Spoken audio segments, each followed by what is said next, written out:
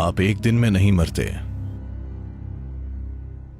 आप धीरे धीरे मरते हैं। उड़ान के बाहर निकलने से पहले कुछ ऐसी तांत्रिक प्रक्रियाएं हैं जिनसे शरीर फिर से जीवित हो सकता है।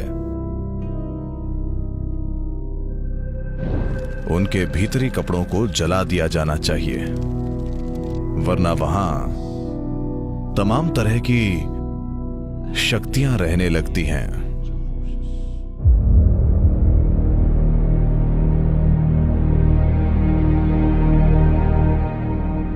नमस्कार सदगुरु। मेरे पिता की मृत्यु के बाद भी मेरे पास उनके कई कपड़े हैं, पर मुझे पता है कि कुछ परंपराओं के हिसाब से मृत्यु के कपड़े नहीं रखने चाहिए। तो मुझे क्या करना चाहिए? जब आपका जन्म हुआ था, आपका जन्मदिन क्या है? 1 अगस्त। 1 अगस्त? ओह, आने वाला है। आप एक दिन में पैदा नहीं हुए, हालांकि आपका जन्मदिन तय है। आपको पैदा होने में 9 साढ़े 9 महीने लगे, है ना? इसी तरह जब आप मरते हैं तो आप एक दिन में नहीं मरते, आप धीरे धीरे मरते हैं। मेडिकल रूप से मृत घोषित होने के बाद भी मृत्यु पूरी तरह से नहीं होती। मुझे लगता है कि हमने इस बारे में बात की है। 5 प्राण धीरे धीरे कदम दर कदम बाहर आते हैं। भौतिक जीवन ऊर्जा, जिसे आमतौर पर प्राण कहते हैं, उसके 5 मूल रूप हैं। 10 हैं, पर वो मुश्किल होगा, तो हम 5 ही समझेंगे। उन्हें कहते हैं समान, प्राण, उदान, अपान और व्यान। मान लीजिए अगर एक डॉक्टर है जो किसी व्यक्ति को किसी पल में मृत घोषित करता है, तो अगले 21 से 24 मिनट में समान बाहर निकलने लगेगा। यानी शरीर में तापमान बनाए रखने के लिए समान जिम्मेदार है। सबसे पहले शरीर ठंडा होने लगता है। पारंपरिक रूप से मृत्यु का पता लगाने के लिए नाक को छुआ जाता है। अगर नाक ठंडी हो गई है तो वे समझ जाते हैं कि व्यक्ति मर चुका है। वे आंखें या दूसरी चीजें नहीं देखते, वे सिर्फ नाक को छूते हैं। नाक ठंडी है यानी व्यक्ति मर चुका है। तो समान तब बाहर निकलता है। 48 से 64 मिनट के बीच प्राण निकल जाता है। उसके बाद 6 से 12 घंटे में उड़ान निकलता है। उड़ान के निकलने से पहले कुछ तांत्रिक प्रक्रियाओं से शरीर फिर से जीवित हो सकता है, पर उड़ान निकलने के बाद एक बहुत सूक्ष्म मौका होता है, पर वो प्रैक्टिकल नहीं है। सिवाय उसके, उड़ान के जाने के बाद शरीर फिर जीवित नहीं हो सकता। अगला है अपान, जो 8 से 18 घंटे के बीच बाहर निकल जाता है। व्यान, जिसकी प्रकृति सुरक्षित रखने की होती है, वो उसके बाद बाहर निकलता है। सामान्य मृत्यु हो तो ये 11 से 14 दिनों तक बाहर आता रहता है। एक दिन शंकरन पिल्लई अलमारी में कुछ ढूंढ रहे थे। कुछ देर बाद पत्नी ने आकर पूछा, क्या कर रहे हो?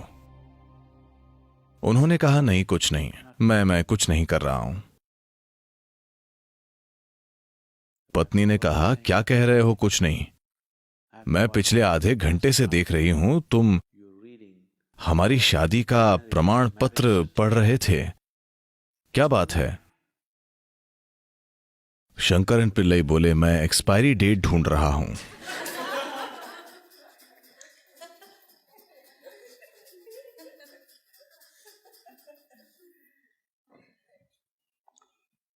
तो हालांकि मृत्यु की समाप्ति तिथि हो सकती है, पर व्यक्ति एक दिन में नहीं मरता।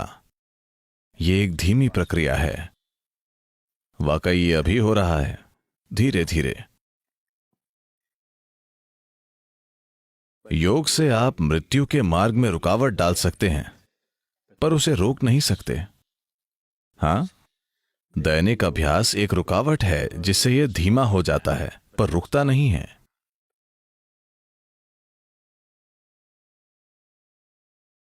तो आज आपके पुराने कपड़ों से हम आपका डीएनए ले सकते हैं। आपके जाने के बाद 100 साल बाद हम आपका क्लोन बना सकते हैं। हाँ हाँ या ना, आपको पता है? तो कम से कम आपकी भौतिकता आपके कपड़ों से जो ली जा सकती है, और हम आपको फिर से बना सकते हैं। कम से कम आप जैसा दिखने वाला व्यक्ति बना सकते हैं। हम शरीर बना सकते हैं। तो आप अभी भी हर जगह मौजूद हैं। जब योगी मरते हैं तब उस कुटिया को जला देते हैं जिसमें वे अकेले रहते थे। ऐसा करने का तरीका है, मैं नहीं बताऊंगा क्योंकि मैं नहीं चाहता कि आप यहां कॉटेज में आग लगा दें।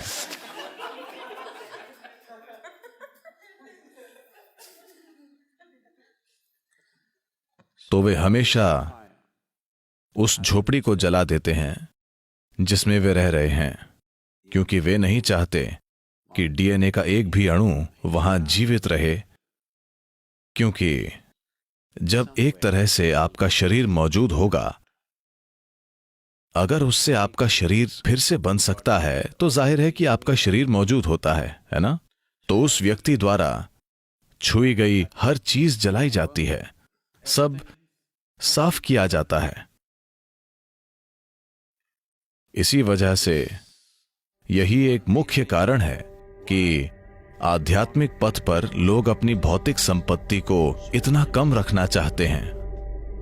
अगर आप एक सन्यासी के कमरे में जाएंगे तो आप देखेंगे 3 जोड़ी कपड़े अच्छे से रखे हुए होंगे, पानी पीने के लिए बस एक बर्तन, खाने के लिए एक थाली और सोने के लिए सिर्फ एक चादर। And that's it. एक भी अतिरिक्त वस्तु नहीं, क्योंकि वो संसार की कई चीजों को छूना नहीं चाहता। वो इसे कम से कम रखना चाहता है, क्योंकि उसे पता है कि यदि वो अपने शरीर को चारों ओर फैलाएगा तो उसे इकट्ठा करना और जाना बहुत कठिन होगा। इसीलिए वो किसी भी तरह के शारीरिक संबंध नहीं बनाता है, क्योंकि वो समझता है कि अगर उसका शरीर हर जगह होगा तो उसे इकट्ठा करके जाना बहुत मुश्किल होगा। जो लोग आपके शरीर से आए हैं वे भी समय आने पर आपके साथ नहीं जाना चाहते। वे नहीं आएंगे। वे कहेंगे आई लव यू, पर वे आएंगे नहीं।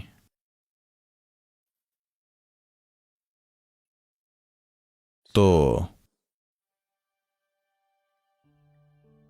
मृत्यु होने पर वो व्यक्ति जैसा था उस हिसाब से ये चीजें संभाली जानी चाहिए।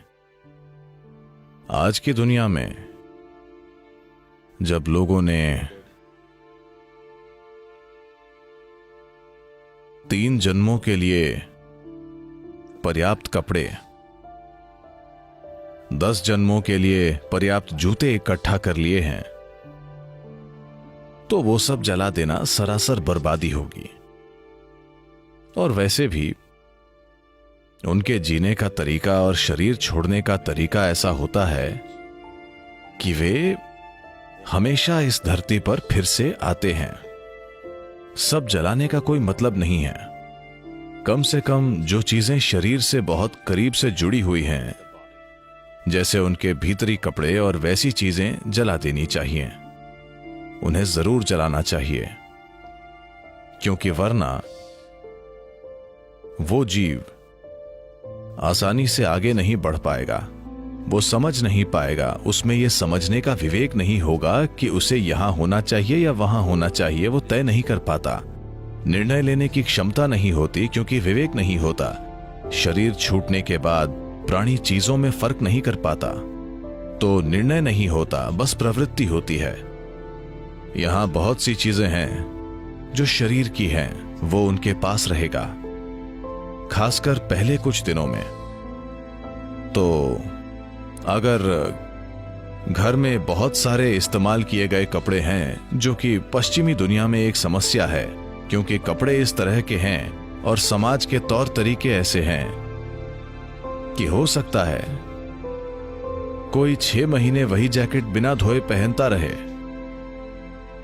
हाँ, आप उसका इस्तेमाल करते हैं और वहीं लटका देते हैं क्योंकि वहां ठंड है और शायद आपको इतना पसीना नहीं आता, इस्तेमाल करके लटका देते हैं। भारत में ऐसा संभव नहीं। अगर किसी चीज का इस्तेमाल होता है तो उसे धोया जाता है। कपड़ों की प्रकृति, वातावरण और सामाजिक तौर तरीके ऐसे हैं, पर यह बदल रहा है क्योंकि ज्यादातर लोग चीन में बने कपड़े पहन रहे हैं, न कि भारत में बने कपड़े। तो वे ऐसे कपड़ों का उपयोग कर रहे हैं, स्वाभाविक रूप से उनका इस्तेमाल करके उन्हें लटका देते हैं, न कि धोते हैं। इन बातों का ध्यान रखकर हर पहलू को संभाला गया था, पर हम इसे बड़े पैमाने पर खो रहे हैं। इन कपड़ों का बार बार इस्तेमाल करके लटका दिया जाता है। तो आप प्रयोग कर सकते हैं। वैसे आज कुत्ते मौजूद हैं। अगर आप एक पुलिस का कुत्ता लाएं और यहां 1000 जैकेट हों और आप उसे कहें कि जिम की जैकेट बताओ, तो वो बता देगा। हां, गॉड नहीं, बस डॉग।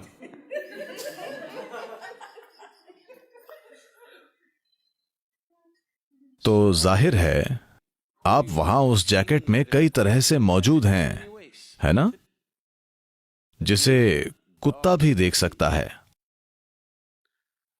तो जब किसी व्यक्ति के जाने के बाद भी उसका शरीर कई रूपों में वहीं होता है, तो कई तरह की ताकतें वहां रहने लगती हैं। न केवल उस व्यक्ति की ऊर्जाएं वहां होती हैं, बल्कि दूसरी कई प्रकार की शक्तियां भी। आपका जैकेट एक तरह से खाली शरीर है और शरीर को खाली छोड़ना ठीक नहीं है। तो या तो इसे तुरंत धो दीजिए। भारत में सभी महंगे कपड़ों को धो दिया जाता है। पहले 10 या 11 दिनों में सभी कपड़ों को धोकर अलग अलग जगह बांट दिया जाता है, न कि एक ही जगह। सारे कपड़े एक ही परिवार को नहीं दिए जाते। आप ये पक्का करते हैं कि जैकेट यहां जाए, पैंट वहां जाए, वो वहां और ये वहां जाए, ताकि सब कुछ इतना फैल जाए कि कोई भी महत्वपूर्ण उपस्थिति न हो। या फिर शरीर के साथ जो भी कपड़ा गहरा जुड़ा था उसे जला दें। इनमें से एक काम जरूर करना चाहिए। या तो आपको उन्हें 50 राज्यों में देना चाहिए ताकि बूढ़ा व्यक्ति भ्रमित न रहे कि कहां जाना है, या आपको उन्हें जला देना चाहिए।